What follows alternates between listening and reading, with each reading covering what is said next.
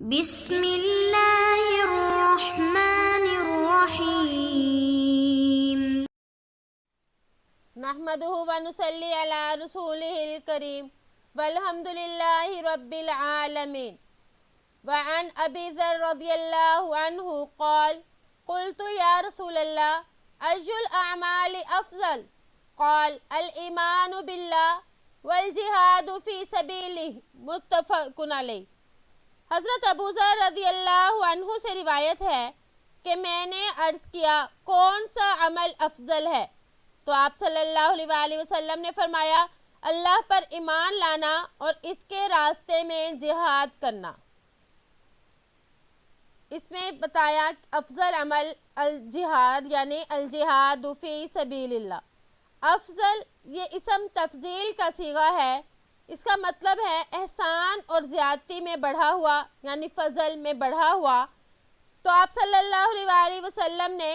ای العمل کے جواب میں کبھی کون سا عمل فرمایا اور کبھی کون سا عمل؟ تو اس کی وجہ ایک تو یہ بتائی جاتی ہے کہ یہاں پر من پوشیدہ ہے، یعنی من افضل الاعمال، کہ افضل اعمال میں سے یہ بھی ہیں، یعنی کئی اعمال افضل ہیں، اس لیے مختلف موقعوں پر مختلف اعمال کو ذکر کیا۔ تو یا یہ کہ مختلف احوال اور اوقات یا جگہوں کے اعتبار سے وہ عمل افضل ہو جاتا ہے، جیسے کہ اس حدیث میں افضل عمل ایمان لانے کے بعد جہاد کو بتایا جا رہا ہے۔ تو یہ اس وقت کا افضل عمل ہوگا جبکہ جہاد فرض ہو چکا ہو اور اس کی ضرورت بھی بہت ہو، تو اس وقت آپ صلی اللہ علیہ وآلہ وسلم نے تمام اعمال میں سے افضل جہاد کو فرمایا۔ وعن انس رضی اللہ عنہ ان رسول اللہ صلی اللہ علیہ وسلم قال لغدوة فی سبیل اللہ او راحة خیر من الدنیا وما فیہا، کہ حضرت انس رضی اللہ تعالیٰ عنہ سے روایت ہے کہ رسول اللہ صلی اللہ علیہ وآلہ وسلم نے فرمایا اللہ کے راستے میں ایک صبح یا ایک شام نکلنا دنیا اور جو کچھ اس میں ہے سب سے بہتر ہے۔ خیرن یہ اسم تفضیل کا صیغہ ہے اور یہ اخیرو کا مخفف ہے۔ تو یہاں پر آپ صلی اللہ علیہ وآلہ وسلم نے فرمایا لغدوة فی سبیل اللہ او روحة، یعنی اس پر جو تنوین ہے یعنی دو پیش، تو یہ تنوین تنکیر کے لیے آتی ہے، مطلب یہ کہ پوری صبح یا پوری شام کے لیے نہ نکلا ہو بلکہ صبح یا شام میں سے معمولی سے وقت کے لیے بھی نکلا تو اس کو یہ فضیلت حاصل ہو جائے گی، اور وہ یہ ہے کہ تمام دنیا کی تمام نعمتوں سے بہتر ہے، کیونکہ دنیا کی تمام نعمتیں فنا ہو جائیں گی اور آخرت کی تمام نعمتیں ہمیشہ ہمیشہ رہیں گی۔ حافظ ابن حجر رحمہ اللہ وغیرہ فرماتے ہیں کہ حدیث کا مطلب یہ ہے کہ اگر کسی شخص کو پوری دنیا بھی مل جائے اور وہ ان سب چیزوں کو اللہ کی اطاعت میں خرچ کر دے تب بھی اس سے بہتر، بہت بہتر، بلکہ بہتر بھی نہیں بہت بہتر ہوگا کہ صبح یا شام اللہ کے راستے میں لگا دے۔ تو اس مطلب کی تائید ایک دوسری روایت سے بھی ہوتی ہے جس میں آپ صلی اللہ علیہ وآلہ وسلم نے حضرت عبداللہ بن رواحہ رضی اللہ عنہ کو فرمایا تھا کہ اس ذات کی قسم جس کے قبضے میں میری جان ہے، اگر تم خرچ کرو جو کچھ زمین میں ہے تب بھی تم اس فضیلت کو حاصل نہیں کر سکتے جو صبح نکلے ہیں، یعنی جو صبح اللہ کے راستے میں نکلے ہیں ان کی فضیلت بہت زیادہ ہے۔ تو اس سے بھی ہمیں جہاد کی فضیلت معلوم ہوئی۔ وعن ابی سعید خدری رضی اللہ عنہ قال اتى رجل رسول اللہ صلی اللہ علیہ وسلم فقال ای الناس افضل قال مؤمن یجاہد بنفسه وماله في سبیل اللہ قال ثم من قال ثم مؤمن في شعب من الشعاب يعبد الله فيدع الناس من شر متفق علیہ۔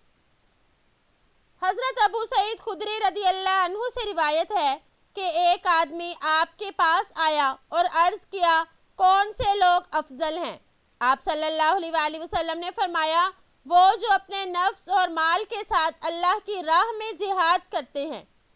اس نے عرض کیا پھر کون؟ کون؟ تو آپ صلی اللہ علیہ وسلم نے فرمایا وہ مومن جو پہاڑ کی گھاٹیوں میں سے کسی گھاٹی میں اللہ کی عبادت کرے اور لوگوں کو اپنے شر سے محفوظ کرنے والا ہو۔ تو یہ حدیث اگرچہ پہلے باب العزلہ میں گزر چکی ہے، لیکن علامہ نووی رحمہ اللہ اس کو دوبارہ اس لیے لائے کہ اس میں جہاد کرنے والے کو افضل کہا گیا۔ بہرحال حدیث کا مفہوم یہ ہے کہ آدمی اپنے دین کے دشمنوں سے جہاد کرے اور اپنے نفس و شیطان سے مجاہدہ کرے اور دنیا کی لذتوں سے اجتناب کرتا رہے۔ اگر دنیا والوں کے درمیان رہنے سہنے سے شریعت میں یا اس کے دین میں کوئی نقصان ہو رہا ہو تو اس کے لیے علاج بتایا گیا کہ وہ گوشہ نشینی اختیار کر لے۔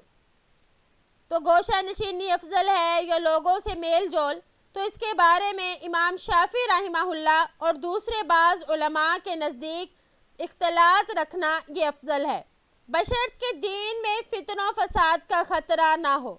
مگر جمہور علماء فرماتے ہیں کہ یہ حدیث جو ہے یہ اس دور پر محمول کی جائے گی جو کہ فتنوں کا زمانہ ہے، یعنی حدیث فتنوں کے زمانے پر محمول ہے،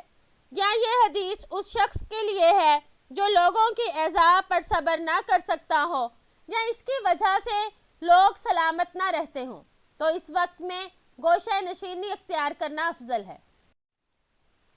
وعن سہل بن سعد رضی اللہ عنہ ان رسول اللہ صلی اللہ علیہ وسلم قال رباط یوم فی سبیل اللہ خیر من الدنیا وما علیہا وموضع صوت احدکم من الجنہ خیر من الدنیا وما علیہا والروحۃ یروحها العبد فی سبیل اللہ او الغدوہ خیر من الدنیا وما علیہا متفق علیہ۔ حضرت سہل بن سعد رضی اللہ عنہ سے روایت ہے کہ رسول اللہ صلی اللہ علیہ وسلم نے فرمایا اللہ کے راستے میں ایک دن سرحد کا پہرا دینا دنیا اور جو کچھ اس میں ہے سب سے بہتر ہے، اور جنت میں تمہارے کسی ایک کو کوڑے کی جگہ کا مل جانا دنیا اور جو کچھ اس میں ہے سب سے بہتر ہے، اور اللہ کے راستے میں ایک شام یا ایک صبح کو چلنا دنیا اور جو کچھ اس میں ہے سب سے بہتر ہے۔ تو اس حدیث کے علماء نے دو مطلب بیان کیے۔ پہلا مطلب تو یہ کہ جہاد میں ایک دن کے لیے چوکی داری کرنا یہ اس مال سے بہتر ہے جو اللہ کے نام پر دیا جاتا ہے، اور دوسرا مطلب یہ کہ جہاد میں ایک دن کے لیے چوکی داری کرنا وہ دنیا اور دنیا کی تمام چیزوں سے افضل اور بہتر ہے۔ پھر فرمایا موضع صوت احدکم من الجنہ خیر من الدنیا وما علیہا، تو اس میں فرمایا گیا کہ جنت میں تمہارے کسی ایک کے کوڑے جیسی جگہ کا مل جانا دنیا اور جو کچھ اس میں ہے سب سے بہتر ہے۔ تو کوڑا عموماً چھوٹا سا ہوتا ہے تو تھوڑی ہی جگہ گھیرتا ہے، تو اس سے مراد یہ ہے کہ دنیا جو ہے کتنی حقیر ہے کہ پوری کی پوری دنیا کے بدلے ایک کوڑے کے برابر جگہ مل جائے تب بھی وہ کوڑے کے برابر جو جگہ ہے وہ یہ زیادہ فضیلت والی ہے، اور دنیا جو ہے اس کی کوئی قدر و اہمیت نہیں۔ یعنی اس میں دنیا کی حقارت کی طرف اشارہ کیا گیا کہ دنیا اللہ کے نزدیک کتنی حقیر ہے اور جنت اللہ کے نزدیک کتنی عزیز ہے۔ اصل جو ہے عزت والی جگہ اور اصل اہمیت والی جگہ اور فضیلت والی جگہ وہ جنت ہے۔ وعن سلمان رضی اللہ عنہ قال سمعت رسول اللہ صلی اللہ علیہ وسلم یقول رباط یوم ولیلۃ خیر من صیام شہر وقیام وإن مات فیہ جرى علیہ عملہ الذی کان یعمل وأجری علیہ رزقہ وآمن الفتان۔ حضرت سلمان رضی اللہ عنہ سے روایت ہے کہ میں نے رسول اللہ صلی اللہ علیہ وسلم کو فرماتے ہوئے سنا کہ سرحد پر ایک رات یا ایک دن کا پہرا دینا ایک مہینے کے روزے اور اس کی شب میں عبادت کرنے سے بہتر ہے، اور اگر اس حال میں اس کی موت آ گئی تو اس کا وہ عمل جاری رہے گا جو وہ کرتا تھا، اور اس پر اس کی روزی جاری رہے گی اور وہ فتنہ میں ڈالنے سے محفوظ رہے گا۔ تو اس میں یہ بتایا گیا